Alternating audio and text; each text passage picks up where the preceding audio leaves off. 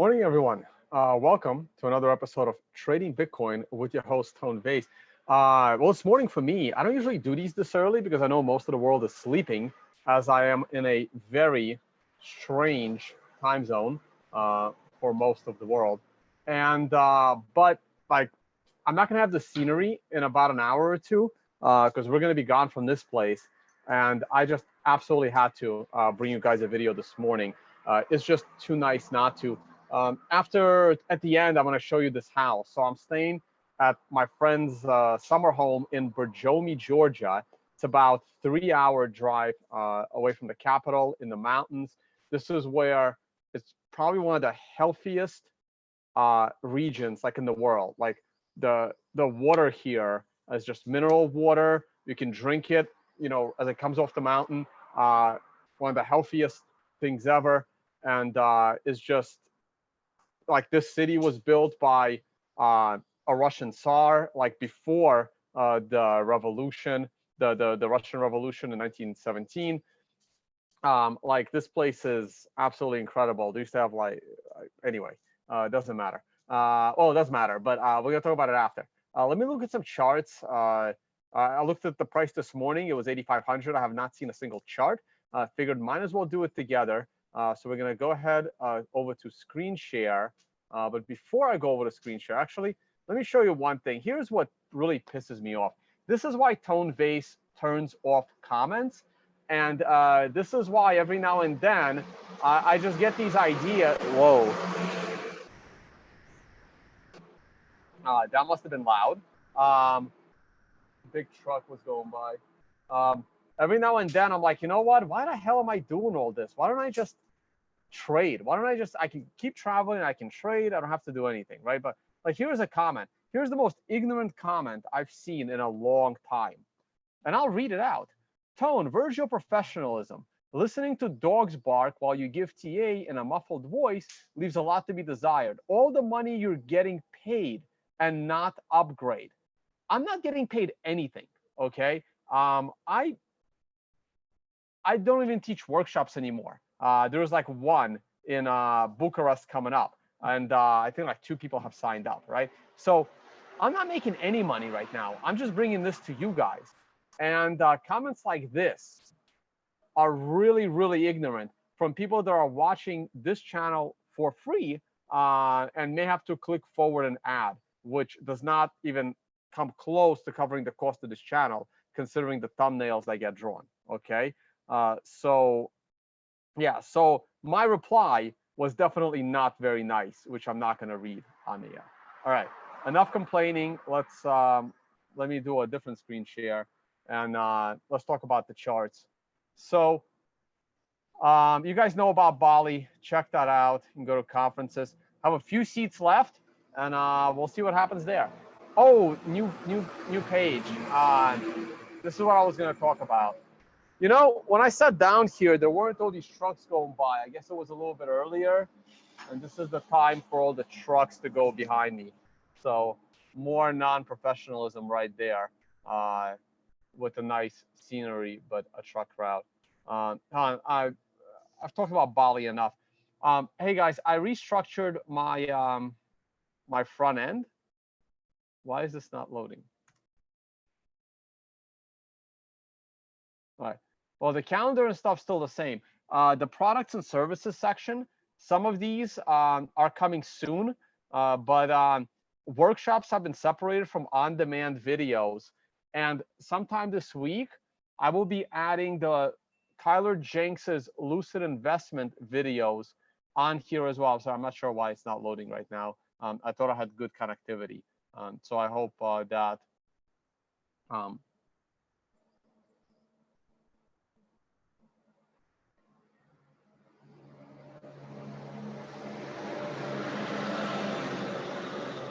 yeah, so the page isn't loading, but for me, but it'll load for you. So check out the new products and services section where the on-demand videos have been separated. I may have to go inside because all of a sudden, the moment I start live streaming, dogs start barking, which weren't doing before yesterday. And the moment I start streaming here, you have all these trucks going by.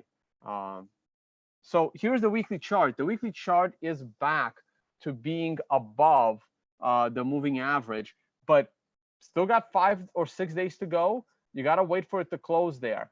We hit 8,500. We hit the Fibonacci line exactly, but we got to wait for this week to close. Either way, this week is going to be a red 6.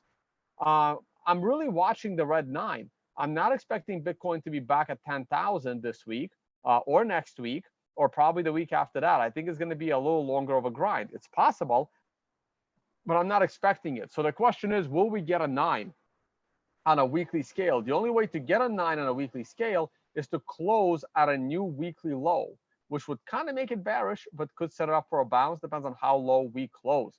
The daily chart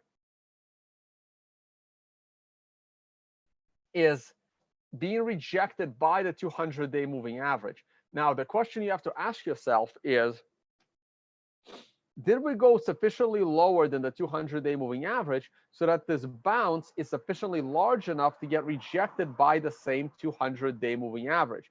Because if we did not go low enough, then we can break this moving average to the upside, and then the real rejection would come at the bottom of the triangle and the area of the breakdown. This is too early to tell. We have to wait for this daily candle to end. And if the next daily candle starts trading below the current candle, then I would be fully expecting new swing lows. If the next candle starts trading above the moving average, then that would be a green 3 going above a green 2. And I would be expecting this to rally to potentially up to $9,500 for another level of resistance. That's pretty much all I wanted to say today. The 4-hour chart is also on a bullish trade. I think this needs to, no, it's pretty updated. The 4-hour chart is on a bullish trade right here with a green 2 going above a green 1. And so is the daily chart. The daily chart is also on a bullish trade with a green 2 above a green 1, but at resistance. So I wouldn't necessarily jump in on a long trade here based on daily, but the 4-hour is a more reasonable long trade, especially since we, I think I have to hold the shift button. There it is. Especially since we have broken above the level of the prior breakdown on a red 2. So this is the opposite situation. So the 4-hour chart is looking bullish here, but the weekly is still bearish. The daily is kind of neutral, and the daily can go either way tomorrow. And that's pretty much it. Kind of curious how bad gold did yesterday, and not too good. That is not a good, oh, sorry, that's oil. Where is gold? Ooh, that's the latest price? Gold should be, oh, that's the weekly chart, yeah. So gold's looking very, very bad. I did not trust this gold rally to the upside the way I'm not trusting the Bitcoin rally to the upside, or that's now pulling back. So I will wait for my pullback. Gold, silver, and Bitcoin are trading very, very similar to each other. So everything I say about Bitcoin, about not trusting the current rally and waiting for a significant pullback to be a bull, applies to gold and silver. You may not like it, but your opinion on my opinion is pretty much irrelevant, because this is why I have my own opinion and I don't listen to others. Silver is breaking setup trend that is very, very bearish. Silver tops on a 9, rebounds for a 1 to 4 day correction, gets rejected by setup trend, now breaking setup trend. This is as textbook sequential as it gets. It doesn't get any more textbook than this. S&P 500 looking very, very nice. We had a 9 as a quasi 9 on a price flip. That is a green 2 going above a green 1. Oh boy, the S&P can really rally here to new all-time highs. I continue to laugh and make fun of all the gloom and doomers expecting the S&P 500 to crash, as I continue to wait for the S&P 500 to destroy all-time highs. And I mean destroy them. Go to like 4,000, 5,000. Who the hell knows? When Trump gets reelected, this thing will take off like a freaking rocket, okay? I remain bullish the S&P 500 until the charts tell me otherwise. And the charts and fundamentals on the S&P 500 are completely aligned for it to go higher. You can disagree with this opinion, but I have been right on the S&P for over 5 years and counting. So we'll see what happens there. All right, that's pretty much it.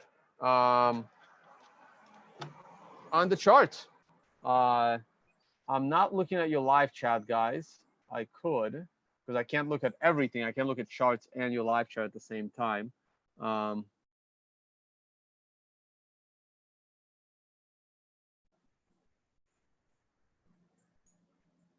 right. Let me grab my camera so you guys can see what I see. And this is why I wanted to bring you a stream, because I don't think I'm going to be in this area for at least another year. The next time I come here might be the next time I'm in this region, which may or may not happen. But if it happens, it will probably be, I should probably attach this to the laptop. I'm going to do it this way so you guys can see what I see. I'm going to put the camera on backwards. So I stayed at my friend's house yesterday, and here's the view. Here's the house. This house is over 150 years old. It is all wood. It was built back in, before the Soviet era. And here's the view. It's absolutely insane. And we are next to the main road, which is why it's loud. Still got the fire going. There it is. So this we got here late last night, hanging out. Let me make this full screen on my end. I'll show you guys around. It's really, really cool.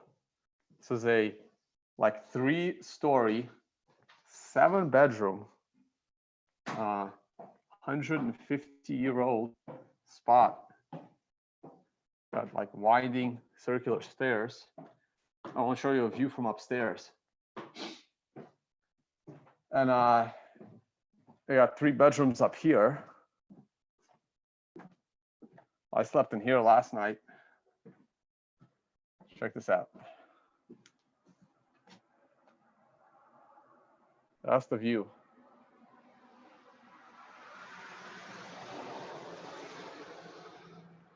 And this area was built. This has some of the cleanest air in the world. This has some of the healthiest natural spring water in the world. Just full of minerals. And this place is amazing. All right. All right, guys. Thank you so much for watching. And I will see you all on the next one.